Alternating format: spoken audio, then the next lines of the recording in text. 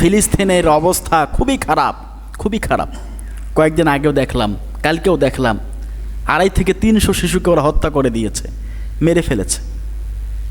আমরা তো এখানে ইফতার করতে পারছি, ফিলিস্তিনের শিশুরা, বাচ্চারা, মহিলারা, পুরুষরা এরকম বাটি নিয়ে, থালা নিয়ে একটু খাবারের জন্য সবাই গোলযোগ সৃষ্টি করে দিচ্ছে। এমনও দৃশ্য দেখা যাচ্ছে, খিদার যন্ত্রণায় ছোট ছোট বাচ্চারা ঘাস মুখে দিয়ে ঘাস চিবিয়ে চিবিয়ে খাচ্ছে। এমন অবস্থা ফিলিস্তিনে। এই খ্রিস্টান ইহুদিরা আমাদের উপর কি অত্যাচারটা নিয়ে চালাচ্ছে,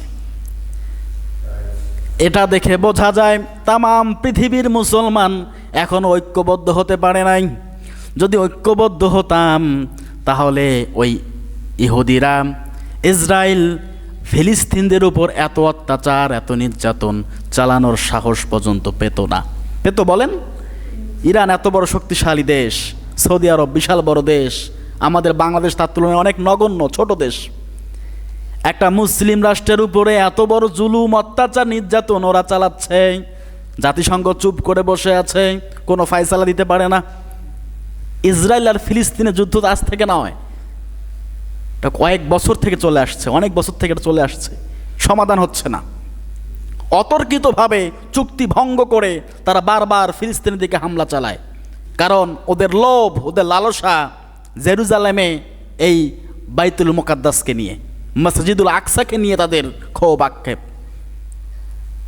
কারণ এই মসজিদুল আকসা এটা যেমন কোন জায়গা নয়। আজকে আমরা কেবলামুখী হয়ে, পশ্চিম দিকে হয়ে কাবা ঘরের দিকে সিজদা করছি, ঠিক কি না? এক সময় কাবা ঘরের দিকে মুখ করে মানুষ সিজদা করতো না, ওই মসজিদুল আকসার দিকে মুখ করে কেবলা বানিয়ে সেখানে সিজদা করত, সেই দিক করে কেবলা ঠিক। আল্লাহ রসুল সাল্লাল্লাহু আলাইহি সাল্লাম মনে মনে চিন্তা ভাবনা করলেন, মনে মনে চায়, মন চায়। আল্লাহ রসুলের মনের খবর আল্লাহ পাক জানে কি জানে না? কাবার প্রতি আল্লাহ রসুলের একটা বিশেষ মায়া, কাবা ঘরকে বারবার তাকিয়ে থাকে। আহারে কত সুন্দর কাবা ঘর, আমার রবের ঘর। যদি ওই মসজিদুল আকসার দিকে সিজদা না করে এই কাবা ঘরের দিকে ফিরিয়ে সিজদা করতে পারতাম, আমার কলিজাটা শীতল হয়ে যেত। আল্লাহ পাক রব্বুল আলামিন সব কথা বোঝেন এবং জানেন। আল্লাহ পাক রব্বুল আলামিন তার হাবিবকে জানিয়ে দিয়ে মসজিদুল আকসাকে বাতিল করে দিয়ে ওই দিন থেকেই কাবা ঘরের দিকে সিজদা করে নামাজ পড়ার হুকুম আল্লাহ পাক দিয়েছেন। তো আমাদের জন্য এই মসজিদুল আকসা অনেক গুরুত্বপূর্ণ, কারণ সমস্ত পয়গম্বর, নবী এবং রাসূলগণ ওইখানে নামাজ আদায় করেছেন, ওই মসজিদে নামাজ আদায় করেছেন।